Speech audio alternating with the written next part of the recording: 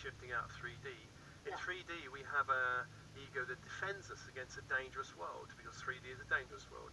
But in 4D and 5D, the ego goes, it's almost like taking an ego that's childlike or adolescent-like and then stepping up into university. The ego just doesn't know how to deal with it, and it can freak out. And so we need to upgrade the ego.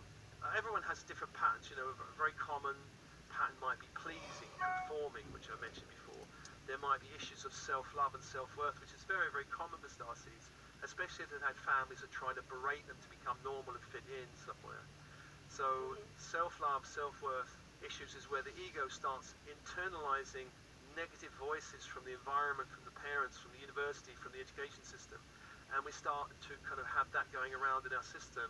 You're not enough, you're not smart enough, you're too fat, you're the wrong race, you're the wrong gender, you're not enough, blah, blah, blah, blah, blah. When we start waking up, we have to look at those voices and actually shift them and upgrade them and change the stories, expand the stories, and neutralize some of those belief systems which really don't work for us. But really it's all unconscious.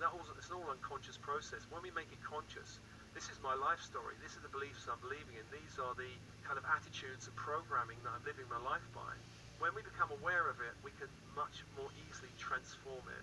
And a lot of those stories which we're running are ancestral stories, bloodline stories, parental stories. You know, I think I was running stories around my mother had this brilliant martyrhood.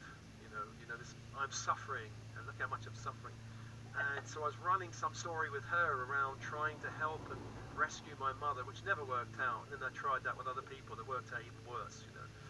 And then my father had a story of nose to the grindstone. I have to work hard to feed these children and do a job I hate just to keep things going. And so that story was there as well. Yeah. So I had to kind of realize I've taken on these stories. They're not mine. I need to upgrade them. You know, why should I struggle? I did struggle for a long time with work and money. I took it on and I struggled so badly. I'm thinking, why am I living this out? I had to ditch the story and find a new one and then find a new path, you know. Now work and money and those issues are not really, I don't experience it as suffering or stuckness anymore. So once we expand the stories, and some of those stories are also other lifetime stories, it's very common for starseeds to have this program of, if I'm too bright, too shiny, too smart, too outspoken, the world will whack me, you know, or get me, or knock me off my pedestal. I know when I was in New Jersey and I said whack, they kind of said, what's whack? You know, and hopefully your listeners will know. You know, when you get whacked, you know, you might be killed, you might be tortured, you might be exiled. If you've had a few of those lifetimes, you come to this one, and your soul impulses you say, time to step up. And your unconscious mind goes, no, I'm not doing it. I remember when I was burnt, I ain't doing that again.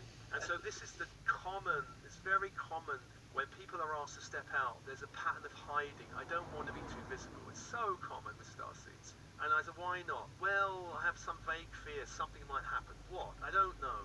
This kind of thing, you know. I have a memory of being burnt alive as a witch in Europe in the Middle Ages, and it wasn't very nice, and I'm sure I've had other lifetimes like that. And so I resisted stepping up. I didn't want to do it.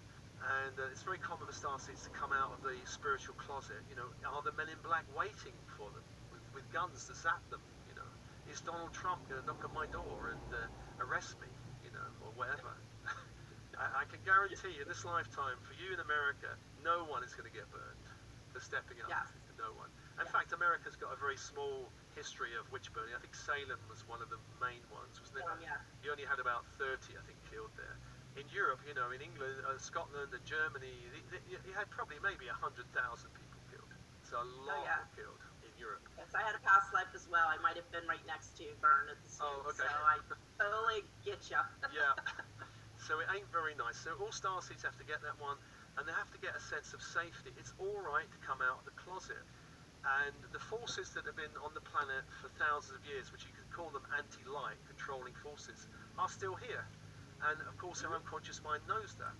You know, the forces are still here. We're not living in a world where everyone is free, everyone is loved, everyone is treated equally.